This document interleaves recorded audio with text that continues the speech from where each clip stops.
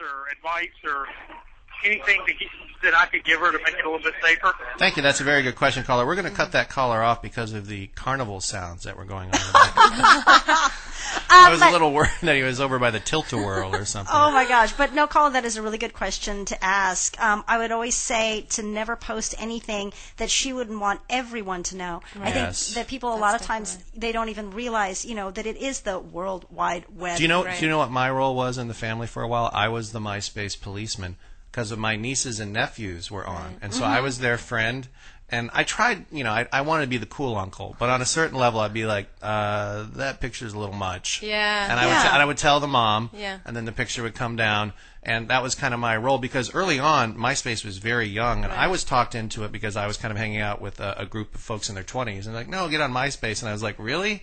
I don't want to be like predator old guy on MySpace, and they're like, no, but it really turned out very important to make sure that you have an idea of what your kids are doing. And as a matter of fact, in that same vein, one of my nieces, her dad joined Facebook, and I swear he joined Facebook just so he could kind of watch her Facebook. Oh, yeah. Smart to do that because I think kids don't really understand the breadth and the scope of my how goodness. big it is. It's not just your buddies at school, and they're not just looking at your class schedule. I would always say, never include your phone number, your home phone number. Don't embed your personal email into your account. People do this. I don't know why. Don't put in your home address, where you live, names of your family, names of your friends, or even, I would say, names of your pets. Why give the entire world that information? You have to aware. I would also say if you're young, you should not accept friendship. Like, when people call to be your friend, or when they MySpace you to be your friend. Especially if you're young. I mean, you know what I do for that? What do you do? I literally send this thing back that says if I don't know who the person is, I'm like, my friendship requires a 500-word essay. Begin writing now. I do that every time. We should be friends. Exactly. Why are you my cyber pal? And it's funny because I've actually met some cool people who took the time to try and write it. One person actually copied text over and over, so it was like 500 words. So I thought that was really funny. Yeah. But I mean, to me, it was a little bit like, who are you? Why are you my friend? And especially when you're young, you should definitely keep it to people who you know. Just because you hear so many stories out there about people that have been abducted or whatever, or predators are out there. And I would also say, don't post where you go to school if you're young or where you went to school if you're older and the years that you attended. So you disagree with that, huh? Yeah, I would say it's just safer, especially for a woman, to do that. And also, don't post necessarily where you grew up or other information concerning your past. People always put, where you grew up, and it's like, Czechoslovakia. Like, I've noticed a lot of girls do that. They just pick some silly country, and I think that's probably the same thing. Like, you don't need to know where I live or, Because it's different. I think that you're coming from a male perspective, and I think it's great to have that. But also, we're coming from the perspective, if it's a young, attractive woman and she's posting pictures of herself, don't put your class schedule on Facebook. Why would you do that? And talk about where you go to school, because you're thinking, all my buddies can see this and they'll know when I'm in class. Well, the whole world is seeing it, including your buddies. So you have to be really careful. That's a good point. How about comments too? Like, you have to watch your comments if you put them, out there. And don't post personal information about other people that you know on their pages that they wouldn't want the world to see. Right. Be careful about that. Their friends or their family's names. Your mom and your brother so-and-so and your sister so-and-so, they all blah, blah, blah. Don't do that, because think about their safety as well. Yeah, that is true. And you are entrusted with your entire family's safety when you go on the web, because you can so easily put somebody else at risk. And that's something to kind of impress on kids who are kind of like, what? I'm cool. I'm not scared. Well, mom doesn't need her stuff out here. Or your 16-year-old sister doesn't either. You have to think ahead of time. So, but today we're going to be talking about internet safety, which I think is a great thing. And I think that, internet dating or, basically you have the most friends on MySpace, how to protect yourself from them. Right. How to protect yourself from all your friends, your so-called friends. And Tila's a really good example because she has so many people who, she doesn't really know. She doesn't even know. She's like, who was that guy? That are, Exactly. It's like, who is that person? Yeah. I'm like Kevin Smith's friend, and I just can't imagine walking up to say, I'm your MySpace friend, Kevin. Really? 47,336. Okay, cool.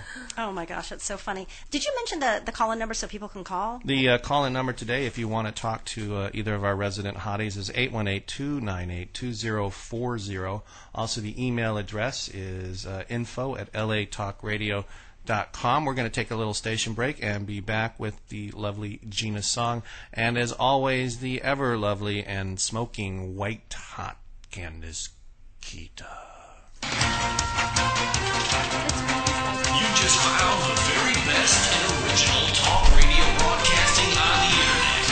It's LA Talk Radio. We say what we want. Hi, we're back on the air. Everybody just heard what I said, but that's okay. That's all right. We have we're bringing some other folks into the round table. Is that what's happening? Absolutely. We might as well, because I have some of my other hottie friends that are here. It is so hot in this room. It's so hot I can't in stand here. it. We have 3 wonderfully hot girls here, and so I thought we'd just put them all in here. I want to introduce my girlfriend, Blythe Matsui, who is an ex-Laker girl. She's an actress, she's a model, and she's a professional singer and She's a dancer. a current hottie. In fact, you once played a generic hottie. That was the name of your role, remember? Right. And that's where we met. We were doing a job for a large movie company called Universal, and right. she was a professional. You were a generic hottie. A generic professional hottie.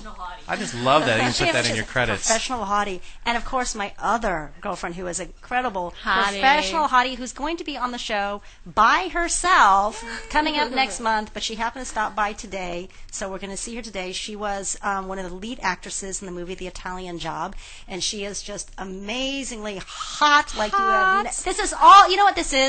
This is Hot Asian Weekend, because everybody is Melanie J. So come Hello, on. Melanie.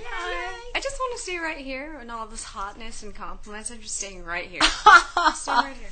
But did you see The Italian Job? I saw the original, actually, of Michael Oh, Caine. in Oh, the you gotta 1960s. see the new one. She's hot. Really? She's hot. Quite good? She's in there I'm with gonna bring the new ones Mark Wahlberg. I'm a big fan of the Michael Caine movies of the early 70s. Get Carter, that's another really good one. Mm-hmm. But I'm excited about The Italian Job because we have a caller. We got a caller. Hold on. Okay, because I want to ask you about that in a minute. Hey, guys, we got a caller coming in. You are on Hottie Help. Welcome.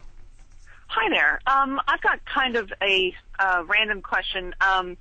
I was thinking about starting a business on eBay, and one of my friends was telling me, she was kind of freaking out about it. She's like, oh, my God, it's so dangerous. Why in the world would selling on eBay be dangerous? Well, because I think that it depends on how you do it. You want to remain anonymous when you're on eBay. You're there selling products. You're not showing yourself. I would never include an image of your face or an image of yourself as an online seller. eBay is not an online dating site. There is a difference, and you are not going to meet the man of your dreams while selling a crock pot. That is all. Wait a that minute. is all. Wait a minute. You are not. You have to remain. You're a crock pot right. lover. You have to remain as anonymous as possible, because I think if you show your face, you are opening yourself up to people looking at it other than the crock pot. Do you see what I'm saying? And also, I'd use a mannequin instead of your body to. If you're, Are you selling kidding? clothing? Really? Clothing. I get it. That's another thing, and also it's important to use.